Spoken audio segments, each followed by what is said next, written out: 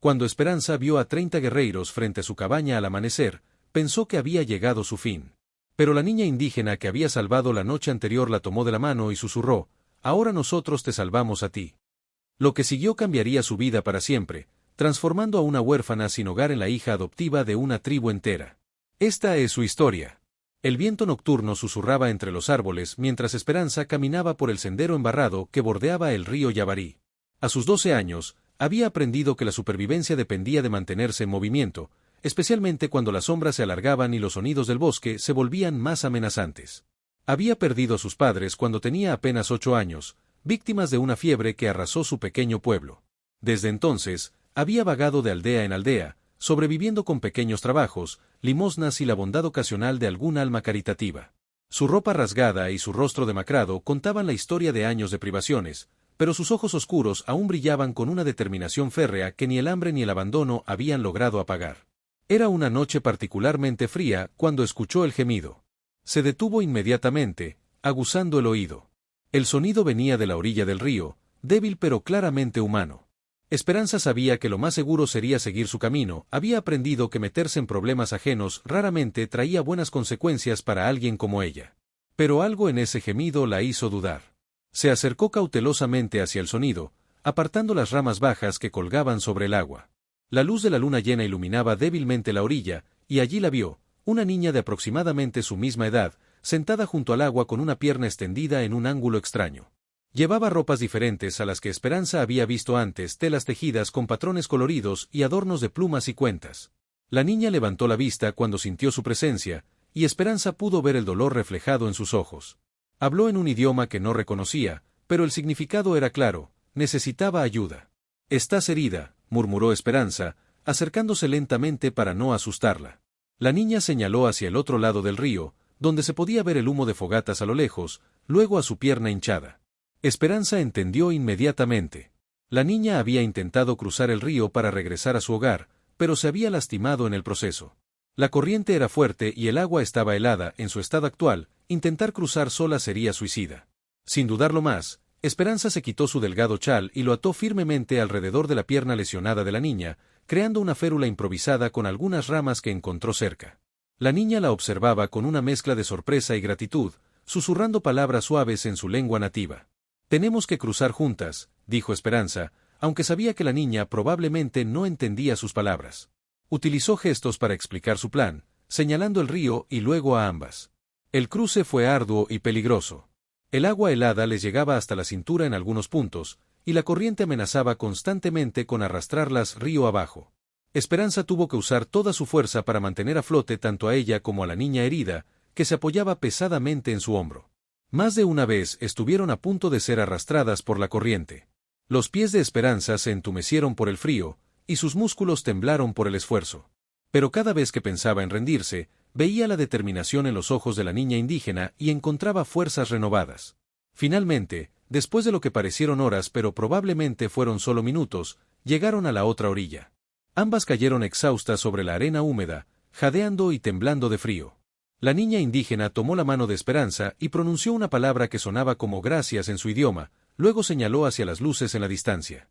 Esperanza ayudó a la niña a ponerse de pie, y caminando lentamente para acomodarse al ritmo de su compañera herida, se dirigieron hacia lo que obviamente era una aldea. A medida que se acercaban, pudo ver que las estructuras eran diferentes a las casas españolas que conocía: techos de palma, paredes de barro y madera, y fogatas que ardían en el centro de espacios comunitarios. Cuando finalmente llegaron a la aldea, un grupo de adultos salió corriendo hacia ellas. Una mujer mayor, obviamente la madre de la niña, la abrazó con lágrimas en los ojos mientras hablaba rápidamente en su idioma. Otros aldeanos se acercaron, y aunque Esperanza no entendía las palabras, el tono de gratitud era inconfundible. La niña indígena, cuyo nombre Esperanza después aprendería que era Yara, explicó apasionadamente a su gente lo que había ocurrido, señalando repetidamente a Esperanza y luego al río. Los rostros de los adultos se volvieron hacia ella con expresiones de asombro y respeto creciente. Un hombre mayor, que parecía ser el líder o chamán de la tribu, se acercó a Esperanza. Tenía el rostro marcado por el tiempo y la sabiduría, con tatuajes intrincados que se extendían desde sus mejillas hasta su cuello. Habló lentamente, y aunque no entendía las palabras, el tono era solemne y agradecido. Le ofrecieron comida y un lugar junto al fuego, y por primera vez en años, Esperanza se sintió verdaderamente bienvenida. Comió más de lo que había comido en días, se calentó junto a las llamas, y por un momento, olvidó los años de soledad y sufrimiento. Pero sabía que no podía quedarse. Era una forastera, y aunque habían sido amables, seguramente esperarían que se marchara por la mañana. Así había sido siempre en su vida. Cuando el fuego se redujo a brasas y la mayoría de la aldea se había retirado a dormir, Esperanza se levantó silenciosamente para marcharse. Yara, que había estado durmiendo cerca del fuego a pesar de su pierna herida, abrió los ojos y vio lo que estaba haciendo. Susurró algo urgentemente, pero Esperanza negó con la cabeza y sonrió tristemente. Señaló hacia donde había venido, intentando explicar que tenía que seguir su camino. Yara parecía angustiada, pero finalmente asintió con comprensión. Esperanza caminó toda la noche, alejándose de la calidez y la bondad que había encontrado brevemente. Para cuando el sol comenzó a salir, había encontrado una pequeña cabaña abandonada en el bosque, donde decidió refugiarse para descansar un poco antes de continuar su viaje.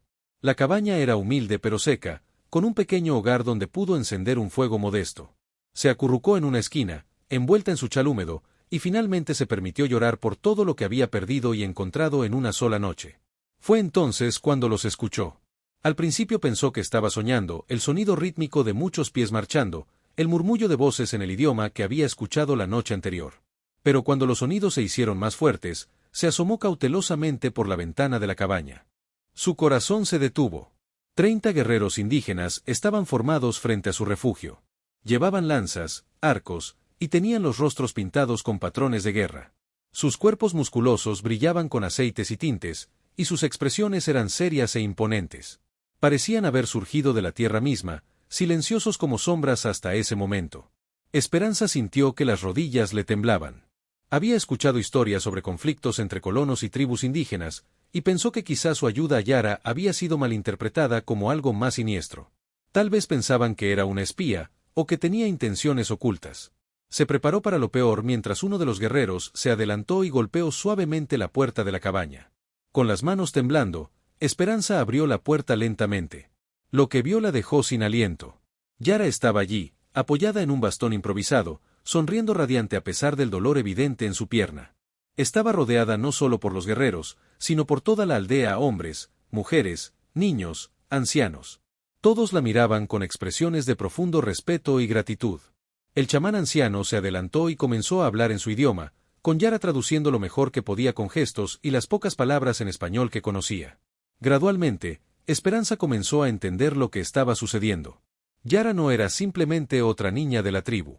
Era la hija del líder, la única heredera de una línea de poder que se remontaba a generaciones. Su desaparición la noche anterior había causado pánico en toda la aldea. Los guerreros habían estado a punto de formar partidas de búsqueda cuando regresó, ilesa excepto por su pierna herida, contando la historia de la niña huérfana que había arriesgado su propia vida para salvarla. Pero había más. Según las tradiciones de su pueblo, una vida salvada creaba un vínculo sagrado. Especialmente cuando se trataba de la vida de alguien tan importante para la tribu. El chamán había interpretado el acto de Esperanza como una señal de los espíritus, una indicación de que su destino estaba entrelazado con el de su pueblo. Los guerreros no habían venido a amenazarla. Habían venido a escoltarla.